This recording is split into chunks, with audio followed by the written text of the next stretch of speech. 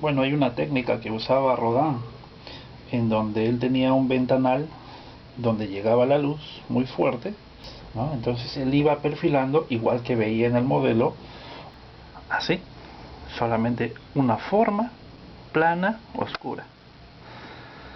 Bien, y movía el modelo y movía su escultura y seguía copiando solamente la silueta. ¿Cómo están, amigos? Buenas. Estoy entonces aquí en el área de escultura con mi tablero de escultura y trabajando una anatomía, la del brazo. Quiero estudiar el brazo. Para esto entonces tengo de referencias el libro del francés Arnold Moreau. Aquí puedo ver la cara frontal, entonces yo muevo mi modelo también hacia esa cara y trato de reproducir los relieves. Luego este vendría a ser así, el brazo izquierdo, derecho para nosotros. Entonces veo tanto el sistema óseo, los huesos y los músculos. Entonces este material es la plasticera. Se pueden ver varias vistas. Es un libro que yo les entrego también con el curso de anatomía, para que tengan las mismas referencias con las que yo trabajo. Estudios anatómicos se llama el libro. Son 2 libros. El segundo lo complementé con modelados, es decir, con estas figuras que yo hago en plasticera. No necesitas ser un escultor para seguir el curso. Más bien vamos haciendo las elaboraciones desde las más sencillas y progresivamente con los estudios, con el material que tenemos, hablamos de la tercera dimensión, el estudio pero en volumen, en un volumen realista, progresivamente. ¿Ya? Progresivamente, por ejemplo, acá necesitaría observar el hueso, entonces iría a la parte de atrás. ¿Eh? Necesito ahí sustentar muy bien el olecrano, que es el hueso que viene hacia atrás, pero viene muy recto, es parte del cúbito. Entonces yo voy agregando material. Es en realidad la plasticera es un material excelente para quienes nunca hemos trabajado escultura. No se seca, simplemente se endurece al enfriarse. Entonces los bloques los voy cortando hacia más pequeños y simplemente voy agregando. Aquí el hombro es más estructural. Lo que quiero es un modelo que yo pueda manejar conceptualmente. Por ejemplo, los dedos no están, ¿no? Me interesa solamente el bloque que se forma cuando los dedos están juntos y cómo se moviliza un poco en el espacio. Muy bien, pero dejemos esto para después. Les recomiendo que revisen el material del curso. Les dejo los enlaces abajo. Vamos a trabajar otra vez acerca de los encajes, pero evolucionando hacia la idea de los perfiles. A ver, ¿a qué nos referimos con el perfil? Pues al contorno, pero un contorno estudiado desde 2 puntos de vista, ¿no? Este es un retrato de Velázquez, ¿no? Calabacitas. Y Velázquez en realidad es muy difícil de estudiar como dibujo, como dibujo lineal. Es muy difícil porque él es un pintor total. Lo que él hace es esfumar los contornos. Si se dan cuenta, los contornos son sumamente suaves, como indeterminados, ¿no? Le da esa calidad de esfumado a estos contornos, ¿no? Por eso es que a los impresionistas eso les encantaba. Bien, igual podríamos hacer un cierto análisis, ¿no? La recomendación sería, en todo caso, si vamos a hacer el estudio del encaje en este cuadro, vamos a hacerlo pero también muy suavemente. Hagámoslo acá entonces. No el encaje todo, lo que quiero es un poco el perfil, estudiar el perfil. ¿no? Estudiar el perfil. Ya habíamos estudiado nosotros un poco estas formas, así, porque tienen los contornos netos, ¿no? En el episodio anterior, de manera que voy a trazar, pero tratando de que sea muy suave la línea, ¿no? La frente entonces es así y baja redonda, ¿no?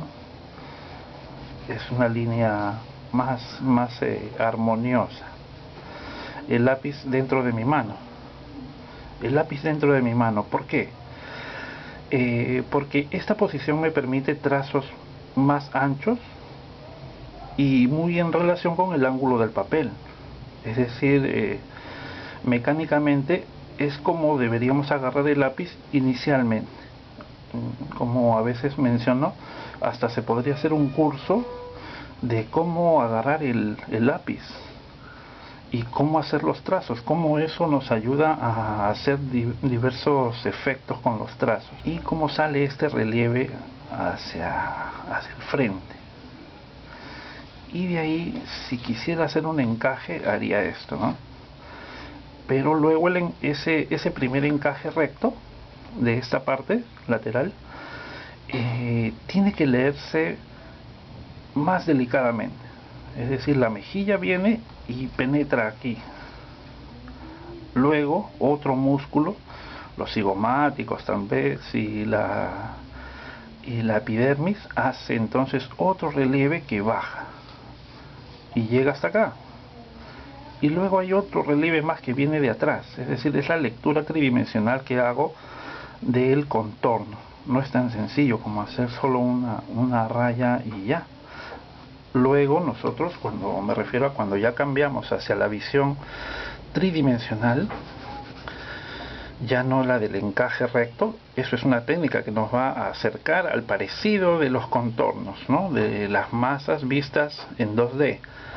Pero una vez que ya lo tenemos, ahora si quisiéramos obtener el parecido, pero desde la visión 3D, ahora son volúmenes en el espacio. Volúmenes en el espacio. Los bigotes, este relieve vendría para acá, de la mejilla, y vamos subiendo la nariz y el oscuro de los ojos, ¿no? En cuanto a los ojos de Calabacitas hubo mucha controversia porque uno de los dueños del cuadro, uno de los propietarios antiguos, hizo repintar los ojos como si fueran una persona saludable, ¿no? Porque Calabacitas tiene sus ojos viscos. Así era este personaje, este bufón. Para que pudiera tener más oportunidad de venta, lo hizo normalizar y malogró el cuadro, ¿no? De manera que los estudiosos de Velázquez no sabían si era un Velázquez, porque veían que era otra mano distinta en los acabados. Bien, esas son como anécdotas, ¿no? De la vida de los cuadros, que siempre resultan muy interesantes, ¿no? Sobre todo si seguimos a un artista. Bien, ok, entonces tengamos esa lectura algo más realista en el mundo de las tres dimensiones de los contornos, ¿no? Velázquez es difícil. Creo que el mejor medio para poder estudiarlo sería el carboncillo directo. Si es que hubiera una zona algo más dura, entonces tomamos el lápiz así, a diferencia de los primeros trazos. Ahora tomaríamos el lápiz así y marcaríamos un poco, por ejemplo acá, ¿no? El ángulo de la boca, si se siente como pinceladas un poco más marcadas. Aquí donde pega la luz muy fuerte, tal vez también hay un poco, no demasiado, ¿no? Entonces hacemos una diferencia en el lenguaje. Donde hay mucho contraste de luz y sombra, ahí podemos hacer una línea un poco más dura, pero es algo que no vemos mucho en Velázquez. Bien, entonces esa línea, vamos con otro ejemplo, ¿no? con otro ejemplo. Tengo un retrato acá. Este es del Españoleto, de Giuseppe de Rivera, ¿no? También seguidor de Caravaggio, contemporáneo a Velázquez, barroco. Miren esos fondos negros, muy oscuros. Bien, en cuanto al encaje, haremos esto, ¿no? Imagino, un instante antes de soltar las líneas, respira hondo y imagina que tu lápiz está ya haciendo el dibujo, ¿no? Entonces eso te ofrece una segunda oportunidad. Cada vez entonces podemos hacer una elaboración más planificada, pero no digo que se demoren mucho, ¿no? Pero cuando hay una curvatura, no hagamos redondos, ¿no? No hagamos redondos. En la anatomía no hay redondos perfectos. Haremos entonces así. Esta área circular del cráneo, de la frente, del frontal, la vamos a determinar así, con una línea hacia arriba, bien hacia arriba, una línea que va a bajar acá, y ya la consecuencia hacia el frontis de la cara, que viene así en diagonal. Entonces con esas tres líneas ya nuestra imaginación, nuestro cerebro ya configura ese círculo, pero tenemos más oportunidad de darle la proporción exacta. Bien, todavía son trazos indeterminados, ¿no? Nos acostumbraremos entonces a una técnica en donde el perfil es algo que respetamos muchísimo, ¿no? Yo fallo mucho, si es que lo hago rápido, fallo mucho en el perfil. Y como me conozco, entonces puedo recomendarles, ¿no? Puedo recomendarles, si lo haces rápido, sin mucho análisis, vas a fracasar. Evítate ese fracaso. Miren entonces, el perfil llega aquí con el frontal, el hueso frontal, y baja. Luego sobresale la cuenca de los ojos, la órbita, y va acá así. La cuenca, la órbita baja así, ¿no? Porque aquí ya es la ceja, que se dirige hacia allá, ¿no? Así en este sentido el eje de las cejas. Ahora el zigoma, el pómulo, va un poco acá por delante. Ahora cuando los ángulos son así muy como verticales, esa diferencia de los ángulos es muy ligera, es como, voy a hacerlo en grande, ¿no? Esta línea así se parece mucho a esta, y esta a su vez se parece mucho a la vertical, de manera que estos trayectos, estas direcciones nos engañan mucho. A veces creemos que este ángulo, a diferencia de este y de la secuencia de ligeras diagonales, a veces creemos que este ángulo es así. Es una ilusión, ¿no? Es una ilusión ahí que produce la secuencia de líneas. Bien, tratemos de no exagerar las direcciones, y avanzamos ahí, yo diría despacio, vamos despacio. Entonces esta es la otra dirección y hay una más aquí, 1, 2, 3. Entonces este ya vendría a ser ahí la bolsa del ojo, y aquí ya es la sombra. Luego esto viene acá y otro ángulo, y esto ya remata aquí. Entonces el perfil es ligero. Una técnica para poder hacer el estudio de una manera más limpia cada vez es borrar y volverlo a hacer, pero no me refiero a borrarlo completamente, ¿no?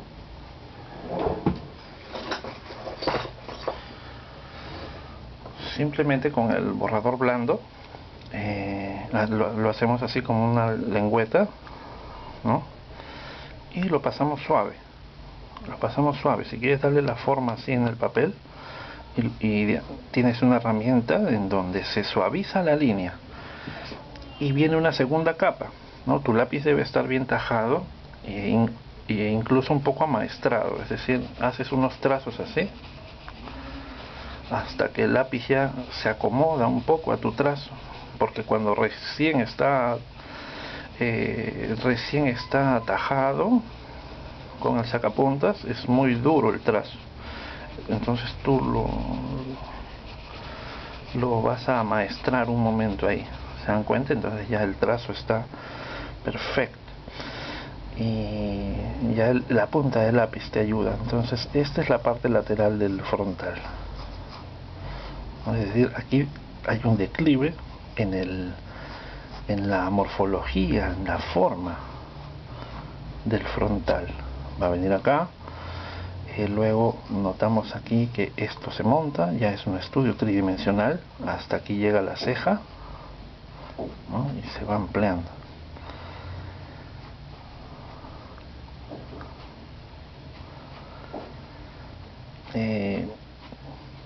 A veces estas técnicas o estos conceptos son muy sutiles y solamente pueden ser explicados a lo largo de un desarrollo de un taller. Es decir, si tú estuvieras en mi taller, yo avanzaría estos conceptos contigo todas las semanas, una y otra vez, repitiéndolo, machacándolo en tu mente hasta que ya llegas a tener esa técnica y la dominas, ¿no? La dominas a tal punto que ya no tengo que enseñarte mucho, ya somos colegas, ¿no? Te muestro un trabajo y me dices, pero acá está mal y acá tienes que corregir esto, o sea, ya tienes el ojo adiestrado. Muy bien. Llega un momento, creo que el alumno tiene que superar al maestro, ¿no? Yo te estoy enseñando esto, pero a mí nadie me lo explicó. He tenido que ir investigando con los métodos, ¿no? Que son tan hermosos. Ahora hay más facilidad. A mí nadie me pudo explicar los métodos académicos en su momento. Solamente los intuía, pero no tenía un profesor que me los indicara estructuradamente, ¿no? Eso apareció recién a finales de los 90, los 2000, ¿no? Con el internet, que se popularizó estos métodos tan efectivos, ¿no? De dibujar. Bien, entonces ahí el perfil termina acá y ya viene este ángulo, un triángulo se ve ahí de la barba, del bigote. Bien, esta parte entonces es oscura y entra el ojo, ¿no? Y aquí es oscuro todo esto.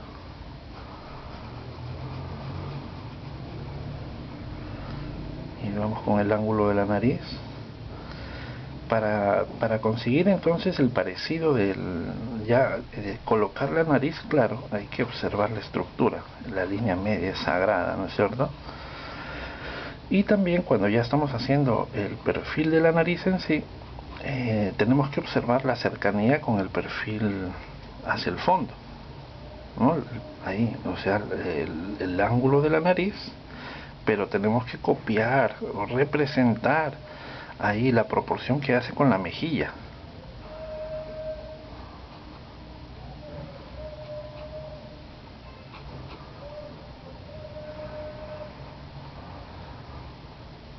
Y nuevamente es el trabajo de proponer ahí un trazo que represente la forma del borde,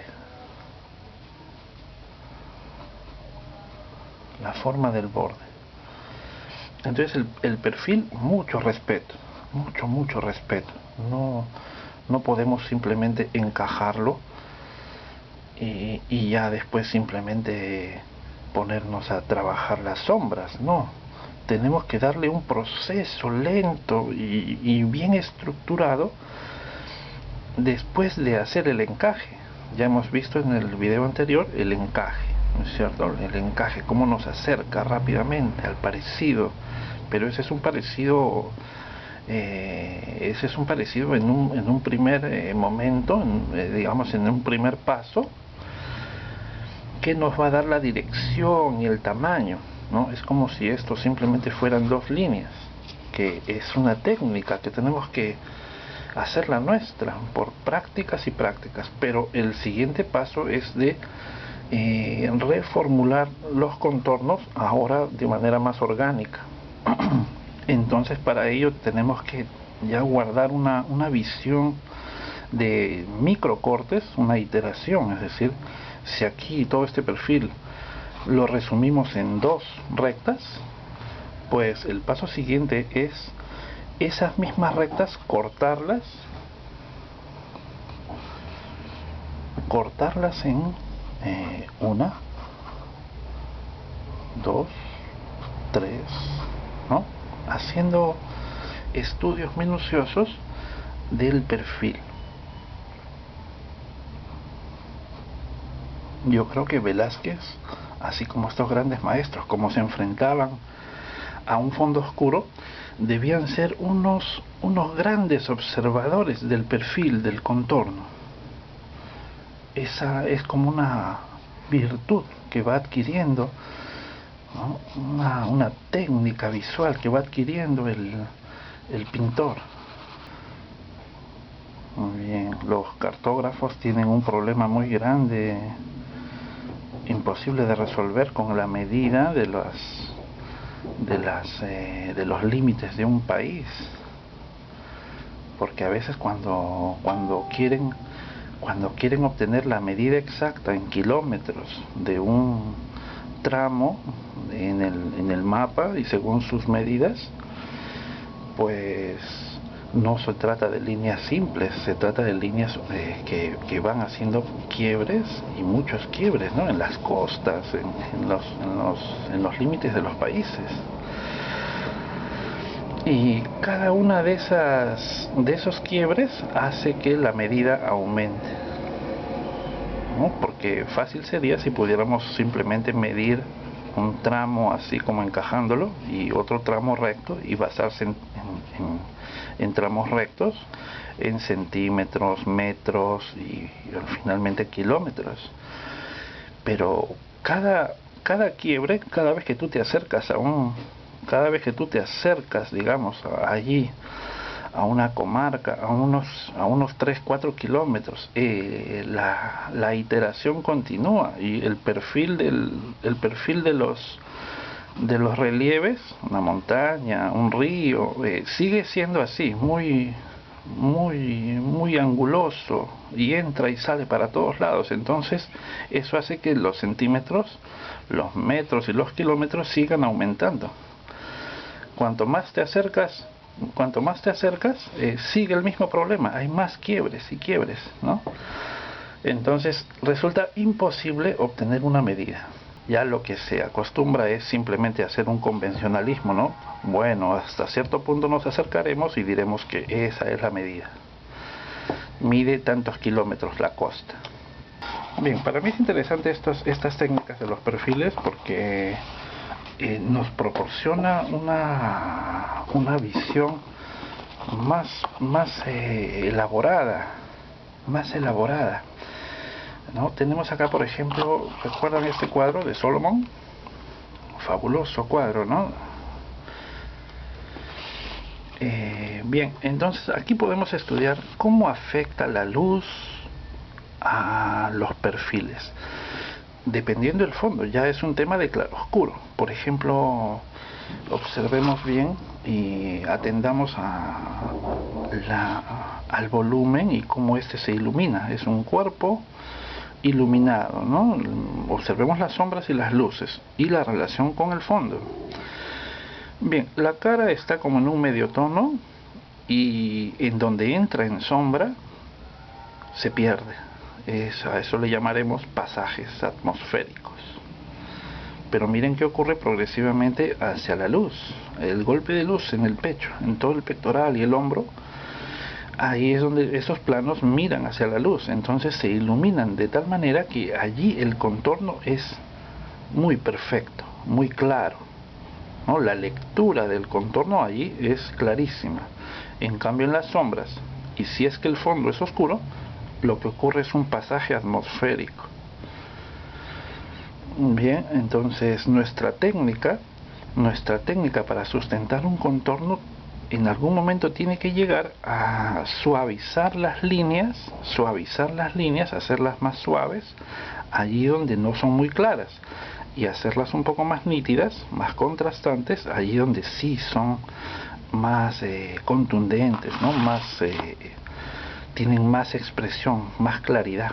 Es como sintonizar bien el sonido de la radio, ¿no? Hay partes que no sintonizan bien y se pierden, y hay otras partes que sí. Por ejemplo, podemos hacer la lectura perfecta de todo el recorrido del brazo, en la parte externa. Esta es la parte interna. Y así, ¿no? Hay que estudiar entonces cómo expresar linealmente esa suavidad de las sombras con referencia a la nitidez del contorno en donde sí es luz. Por eso es que yo no entiendo realmente cómo se ha perdido la vergüenza de ya trabajar con una máquina, con una impresión incluso, que dibuja por ti en el lienzo, o un proyector. Entonces, antiguamente los pintores tenían vergüenza de decir que usaban proyector, pero ahora ya no. Ahora ya hasta te dan consejos de cómo usar el proyector. Bien, yo creo que ya eso sería para fines comerciales, ¿no? O sea, si tienes muchos encargos, así me lo dicen mis amigos, ¿no? Yo uso proyector porque no puedo perder tiempo, ¿no? Uno me dijo una vez, ¿no? Un muchacho que me dio pena, un buen talento, pero me decía: Gustavo, yo no puedo estar dibujando 2 días un retrato. Yo le digo al cliente: venga mañana en la tarde que ya va a estar su cuadro.